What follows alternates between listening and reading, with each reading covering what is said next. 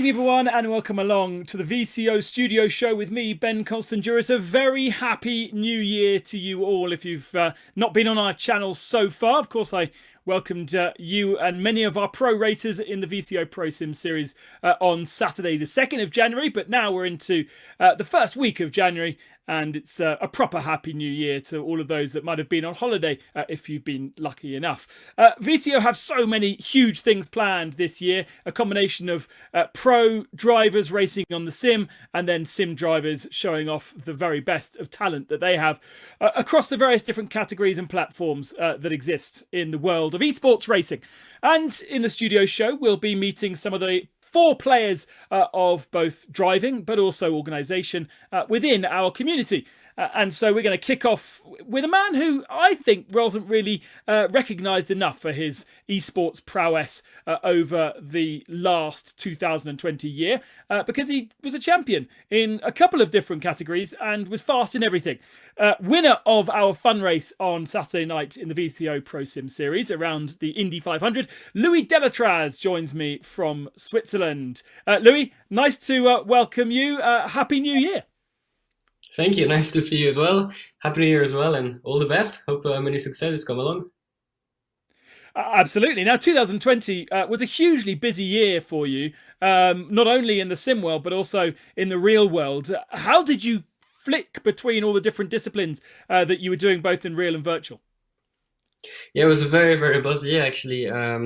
Initially, to be fair, we spent, I think, all pro race drivers a long time home. I mean, as everyone with lockdowns, really spending home time being on the sim and waiting for this pandemic to get better. Which at the moment Motorsport was not #1 in the world, but yeah, the first half of the year was really at home, and then the last 6 months were completely busy, racing every weekend. I was on 3 different programs, and I think I've not been home for like 12 weeks in a row, just constantly traveling and racing. So obviously it was a very nice feeling. I cannot complain, but it was definitely tiring.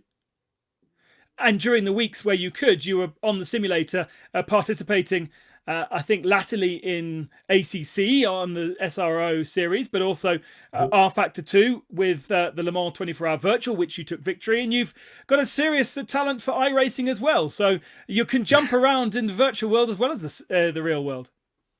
I always like to drive a lot of different cars on the real world.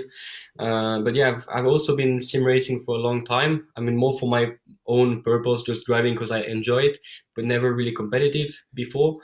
Lockdown gave me a good go at it. I had good teammates, good formation, and I mean, it was more successful than I expected, to be honest. And the actual return and the media impact it gave me was very, very positive. And I mean, I just super happy I did it, and it was really good experiences and really good memories. I want to break down kind of your career and your life so far, as this is a bit of an extended chat. Of course, you come from heritage, from motorsport heritage, as I do as well. So what are your early memories of motorsport for you? Yeah, definitely. I mean, I think I grew up into motorsport. I grew up on a racetrack with my father racing. I don't remember my first time I went on the track. I was too young, but probably in the belly of my mother. That's probably the first time, to be honest. Yeah. But my real first memory of racing, when I knew I really wanted to do that, is when my father was doing 24 hours of Spa in GT1s, and they finished in the podium, I think second. He took me with him, and I remember there was this podium. It's a bit like Le Mans with everyone down, and I was young. I was, I don't know, 6, 7. And I said, okay, I really want to go back there. I really want to race. And that was more endurance racing, but that's really the first time. Then I went to karting and more, but I shared everything with my father. And that's really the nice thing about motorsport. And were you in a kart at an incredibly early age? Were you bugging your dad to get in one as soon as you could talk? He never pushed me into motorsport, and he always said 10 years old was the time to go to karting. When you think now, 10 years old is almost old compared to Yeah. like happened, let's say 3 or something. So I started at 8 with soapbox. So basically, it's a car that you build yourself without an engine to go downhill. And we made it ourselves in the garage in the winter. Took some competition in Switzerland. It was really fun. And then the second year of soft boxing, when I was 9, we actually improved the car, made thicker wood, better wheels, just to go as fast as possible. We reached 98 kph downhill, so almost 100 Wow. kph. And I kind of, because there was no safety, there was just trees and some the thing that the cows eat, you know. Yeah, hay bales. Yeah. Exactly. And I hit one, and I rolled over, and I slid on like this with the helmet on the floor. And my father said, "Okay, enough. We go to karting. It's safer." So that was my my clever move to go up. That's amazing that's a proper thing in Switzerland. I need to look that one up. So then, when did computer game racing or sim racing occur for you? What were your earliest memories of that? Earlier memories were actually when my father, probably the years I'm telling you when I was on the podium, not far from that, with my father in Spa 24 hours, because there was probably one of the first versions of the GT1 game. I can't remember the name, but he had one of From those. Simbin. Maybe, to be honest, I really don't remember. But there was the Lamborghinis, the Aston Martin GT1 as well, and still the old GT2s in. And we Yep. always, I mean, he received one for some reason, which was in our house in Switzerland, and I started driving with it when I was that young. But obviously, compared to now, sim racing was almost non-existent. So Yeah. that was my first time, and then obviously now in my career, I'm doing a lot of Formula One development and those kind of more professional where you actually develop cars. So that's one thing, and then the fun part is more at home where you can online race and be competitive. And what came first? Did you get kind of into competitive sim racing once you knew about it, or was it more something that's happened more recently? So no, I was driving. To be honest, we were competing with my father, just driving Monza with a GT1 car and seeing who can go quicker. But I was very very young. It was really the early age. I would say it was in a way a terrible simulation, but for what it was and how long ago it was amazing. We only realize now how much it has changed. And initially, I just did by myself. I never really wanted to compete. I just thought it was fun. I studied iRacing in 2015, I guess, just doing a few here and there, but never really committed. Never had the completely right setup, I would say. It still works. And then I got more into it, and especially this year into competition. But before that, I would say I never did esports or actually competitive. Well, so really, this year was the first deep dive into the various championships because of the pandemic.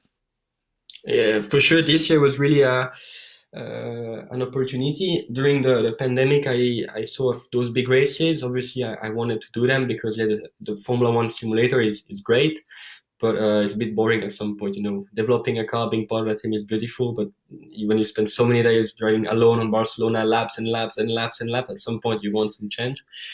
I was gonna do Le Mans in real life with Rebellion. Then I saw that the virtual Le Mans was coming up, and straight away I called Rebellion. I said, "Look, we have to do this. If you want, I will Okay. put you in contact. I will try to make the best deal, get the best gamers, and really, in a way, be a team manager." Because I thought, okay, I have some knowledge. You don't. You want to do it. I want to do it. Let's put it together. I got in touch with Williams Esport through Rafael Marcello, and that's how it started. And then we ended up having 4 cars and being on P1, 2, 3 at some point during the race. So I think that was Yeah. quite great. So it was really kind of your idea initially to get involved with that. How do you react to something like that? I guess you're in a generation where it seems really normal to be doing something like that, but there were so many amazing personalities and drivers participating in what seems to have been a groundbreaking event across the world. You said you had a lot of recognition from it. Le Mans was amazing, really. But also where I got lucky was initially because I was doing F2, so the F2 esport came up, and then the Le Mans Virtual, and then on Assetto Corsa, the SRO esports came. So since I was already linked with all the teams, GPX Racing wanted to do it in Assetto Corsa, Rebel in Le Mans, and Yeah. F2 obviously I wanted to do it. So that's the first thing. But to come back on Le Mans Virtual, yeah, it was by far the biggest grid I've ever seen of real race drivers and sim racers. The level was incredible, and the amount of work we put in as well. So that's why it's even better. I mean, I had more people talking to me about my victory in Le Mans Virtual than actually when I was competing in Le Mans in real life. It was crazy. That moment was by far, for I think, the biggest esport event that had happened, or at least the one that was the most viewed. And you've now got a 24-hour trophy in your hands. I think they were sent out quite recently, weren't they? Exactly. We received it. Actually, Rebellion received it, and Huh. the main office of Rebellion is not far from my from where I live in Switzerland. So I went to pick it up there. There was 4 trophies, so 2 got sent to our gamers in Poland, and that did an awesome job. Without them, we would not have won. And the 2 others I kept with me. And when I went to the 24 of Spa with the GT3 racing, I went to see my good friend Raffaele and gave him in hand. I think it's better than a post carriage. That's quite cool. So then, 24-hour Virtual was kind of the big kickoff. There was the Formula 2 stuff that was happening as well. But the ACC platform, again, an incredibly strong field of drivers, all getting used to the program, getting used to the platform, improving and improving. And you managed to take championship in that too. Yeah, so first I got the call from Pierre Brice Mena, who's the team manager at GPX, that said, okay, they're doing this, are you interested? And I was not so keen in the beginning because I don't know the game. I'm sure there's a lot of very good people playing, and I don't want to commit to something if I don't know if I can really perform. But I said yes, I trained, and in the end it worked really well. And the grid was really big. Also, what was interesting is we did not all have the same car. GT3 is full of manufacturers, and there's different BOPs and different tracks that suit cars, and that was like real life. And initially, Silverstone, the first round, the Porsche that I was driving was not that great, and the Mercedes of Raffaele Marcello was also not that quick. So really, I had to work hard to try to catch the McLarens. And then the run after, it switched up, and the Porsche was dominant, and it was always actually very interesting, and also was a proper championship, because F2 was just round Yep. to run, more like fun, where ICC had a proper championship. And I committed to everyone as much as I could, do the setup, work with some sim racers, and actually also learning some tracks like Yalemi that I had no idea about. So it was pretty cool. And how much, kind of give us an idea of how much commitment and practice it took for you to be at the level you were both in Le Mans and in ACC? A lot, lot. Honestly, it was really a lot of sim time. At some point, I mean, honestly, okay, during the competition, it's nice. But once the real racing started, I was like, okay, now I need to a proper break from my sim. I spent so much time in my basement, um, actually sim racing. It Yeah. takes a lot. It takes also, it drains you, to be honest, to play so much. Because for Le Mans, for example, I mean, if we take it part by part, the F2 stuff on F1 2020 is a bit more arcade, so it was more for fun. I would put less practice into it. The F1 stuff similar, but Le Mans we trained since we knew when we had a team together pretty much every day. We must have done, I don't know, 2,000 laps of Le Mans, trying different setup with Raffaele, just racing each other, seeing how the sim works, fuel saving, because you have to take into account every phenomenon. And also our sim racer did that very well. And for ACC, again, I was lucky to not be alone and be with Raffaele, who is a very good friend. So it makes things less boring, but it really took a lot of commitment. And as I said, I don't want to take part in an event if I cannot perform. So that was the number one, Yeah. practice and make sure I can win at every round. And so, do you feel like, therefore, you actually, to get to that level, you need to almost do more laps in the virtual world than you would, I guess, you would be able to in the real world, because there's not the ability to do testing in the same way in the virtual and real world? I don't know if I will have to do, I mean, for sure I have to do more laps in sim racing and in real life to be as good, because the first thing is sim racing, you most of the time don't have as much tire leg or no tire leg at all, like Le Mans, where you can actually just push all the time, but we did have to take care of the fuel, which means that everyone is almost doing perfect laps because you can practice unlimitedly. In real life, you just have a certain amount of testing. We have 6 days a year of testing in Formula 2, and then you go straight into racing. So you push to the limit you think you can achieve, but you're never at 100%. You're at 99. Sometimes you're at 101 and you spin off, and that's the weekend you have a bad one. Yeah. In team racing, yes, you spin off of the race. It's the same problem, but you have a lot more practice before. And I find it so hard to be competitive. There's always someone that is fast. There's always someone that is fast. It's incredible. But do you think that your F1 simulator work has kind of helped you adapt quicker than some of the other drivers? Because, for instance, take the the SRO Yeah. series on ACC. Everybody started at a pretty low level in there. Very few had got any real experience, but Mhm. you could see how people have improved and progressed throughout every round because you had already had that F1 simulator experience and, of course, virtual Le Mans. Do you feel like you were able to be better quicker? For sure, the fact that last 2, 3 years I've been involved in so much simulator development in F1, and I drove many of them from different brands, so it's you get an overview of which technology everyone uses, even though it's very different than I would say iRacing or Assetto Corsa, because yeah, it's a different approach. You do the more you play, in the end, the better you get.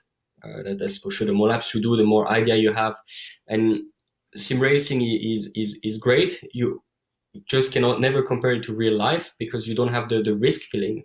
So you get the Yeah, right mechanical behavior, the right ideas, the line, etc. to be fast, but you don't have the risk. So sometimes you over push in sim racing, and it's actually very slow to over push, or there's just no G's. It's a different way of feeling the rear axle. In real life, we say that you feel the oversteer from your ass, and in the simulator it's not moving, so you have to fit through the steering wheel or through the movement of the screen. So it's a different yeah. approach. So you at home, even now, you don't have any kind of butt kickers or any kind of movement in your sim. No, I try to keep it very very simple at home. I mean, I've upgraded actually during the pandemic to now triple screen and the better steering wheels and pedals, and try to optimize everything. But I found out also through actually Formula One, there is a lot of different opinions, and I respect everyone's opinion. But for me, the movement is so complicated to do it correctly that it's Okay. worse to have movement that is not well done. If your movement is Yeah. bringing you into making you feel fake oversteer or fake understeer or whatever, then it's better to deactivate it. And I wanted something at home that I can press on, switch on in 1 minute, and go driving. I didn't want something with projectors, movement that it takes 15 minutes to initialize, etc. That was my main idea. Obviously, if you want to make it more and more realistic, like F1, then you need to have the movement, you need to have the butt kickers, you need to have everything, but that's a different budget. And so now we let's talk about the other night, because of course now in the VCO Pro Sim series on iRacing, a bit of an opportunity to partner a sim driver and also do some random stuff like driving an Indy Pro Car 2000 on an oval and doing an oval race, which you won by 0.01 of a second, I think it was, on Saturday. It was. It was really fun, actually. I really enjoyed that. The VCO Pro Series is really a really cool idea. Again, it's a I mean, a full championship, and we team up with the best sim racers. So it's really a nice event. I mean, now when we're racing, sometimes you have to miss a few rounds here and there, but I mean that's same for everybody. But last night I really enjoyed it because I did round one and round four. I had to skip the two last ones. And yeah, the fun race, which is actually the scoring point is just for the fun. On Daytona was really incredible. I mean, the work of slipstreaming, pushing each other, trying to time your slipstream was really fun. And you were about 4 seconds back, I think, from the leading group. Just explain the process as to how you managed to get back to the leading group, because ultimately, if you lose the toe, usually that's kind of game over unless you get a caution, which we didn't have. But you had a friend. Yeah, and a good friend. Basically, as I said, with Raffaele, we go a long way back, and everything we can do on the sim together, we do it because he's quick. I think I'm quite decent, and we always find a way to be competitive. And yeah, we qualified together. We knew it was not gonna be pole because some people just found a perfect toe. But if we were pushing each other, we knew we could make it top 10 or top 15, which worked. And then we said, okay, we have to stay alive. We had a good start running the top 10, and Raphael unfortunately got taken out. There was a big thing of a big one, and he was out. I was still in. I ended up P6, then P4, and suddenly it crashed behind me. So I was left alone on track. No one, 4 second clear in front, 4 second clear behind. I was like, Yeah. okay, so I'm just gonna stay there and do my own race. And suddenly Raphael came back out of the pits with a repaired car, and just came behind me, started to push me to drive me all the way back into the lead. And we were like, maybe we can make it, maybe not. We try. So we're coming back little bit by little bit, and we're coming, seeing the time coming. I'm like, we're maybe not making it. I guess they fought in front, and I was just 1.5 seconds away, just in the slipstream, and his engine suddenly blew up, but blew up big time because I guess it overheat by following me all the time, and just left me, pushed me one last time into the lead group. And then I just did it from there, trying to use the slipstream. But without him, I would not make it for sure. So that was actually really cool. And that's exactly kind of, we were talking about in the commentary, finding your buddy, and it sounds like you had a kind of a pre-arranged agreement, which I guess a lot of people hadn't even thought about. I had a premium here. It was for sure. I mean, he deserved a salary for what he did. Yeah. Do you guys have any kind of ambition in the sim racing world to do something like Romain Grosjean has done with a team, or become a professional sim driver like Chang Guven, for instance? Because you are so good. Thank you. I don't think I would have the ambition to say I want to make my own esport team or anything. Right now, at the moment, I mean, everything I've done competitively was starting with Le Mans, with the Williams Esport. And I mean, I've learned a lot from it because it's a completely, I mean, I can be good in real life racing, but into esport racing is a different thing. Any driver that comes there say I'm good in real life and I'm gonna be good in virtual is not possible. You really have to. It's a really different approach. So I've learned a lot from them. I've done everything with them. Now the VCO Esports. So I would say I'm close to them. I'm not fully part of the team, but maybe in the future we will decide otherwise. For sure, I have interest in esport, and any opportunities that come, I will take them. I try not to think too much. It's too early. I don't even want to think about money in this. It's more for the fun and what's coming behind. You know, it's growing every year massively, and I think it's good for everyone. But it is quite interesting, isn't it, that there is the ability to win money in sim racing in a way that, in a direct way, in a way that in the real world, actually, there isn't really prize money in many series anymore. Prize money is disappearing. I mean, in US it's there, that's true, but in Europe prize money is not existing, or very low. You cannot say I'm gonna compete in a race to hope for a prize money and earn something. Most of the time you have to find sponsorship and actually finance your seasons. So I'm not gonna lie, I started at Twitch, you know, like many other drivers, and I don't have many followers, but you do see in the end that I can understand why some streamers are making a lot of money, because I do not. But you see a potential behind, you see viewers, the advertisement, the brand interest, and I'm pretty sure if Lomo is happening again, that some teams will be able to make quite a lot of money from it, because the viewerships and the media implication is just growing so much that it's really impressive, and I think there's a big future ahead. Yeah, we had confirmation from Joao Novo on the VCO Simi Awards that there will be another virtual Le Mans. So that's very, very exciting. We don't know when, but he's working on it. Yeah. So, okay, put you on the spot here. You've got experience, top line experience on iRacing, R Factor 2 on ACC, and of course on the F1 2020 game. What are your kind of assessments and summarizing of those platforms? And if you dare, which is best? I think there is very good things on a few of them. The one I've always been playing is iRacing, because of the online platform where you can race with others. It's very easy to do. There's many categories. It's very, it's not complicated. You just create your account and join a race in Mazda or in Formula One or in LMP2. You do what you want, and for that, iRacing is clearly the best. Then competitively on iRacing, I haven't done so much apart from the VCO Esports. I really enjoyed the LMP2 in Le Mans. I found the car actually pretty realistic, and it was very smooth, and the fuel saving and everything. So for me, this was also great. But if you're not a big organization, I think it's difficult to organize like online racing for fun. Let's say if tomorrow I have to say, okay, we're 5 friends, we want to race together, I think we should go on iRacing. And then I was happily surprised with Assetto Corsa, because it's a game I didn't know at all, the competition one. The GT3s behaved very nicely, even though I didn't have much experience in it. And as well, I think the online is better than Air Factor 2.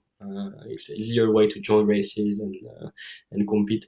So there is good from everything. Not speaking about the oval side of iRacing, because that's something I've never tried, but apparently it's really good. Yeah. Yeah.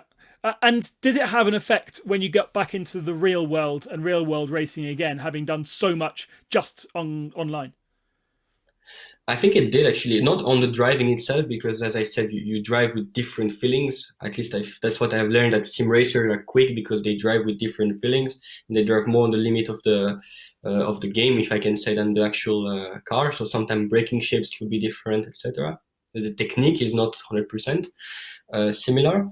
But the whole competitive it kept me, because during those 6 months I raced so many times, and you actually get I mean, when you want to win, when you have someone right behind you in the 1 second range for the whole race, you get stressed and you don't want to make a mistake, and you try to be sharp. And that happened. And when we won Le Mans, I was as happy as if I won in real life. It was such a good feeling, because you put so much effort into it. So on that side, it did help, and it did also made me tired, but made me very happy and very competitive.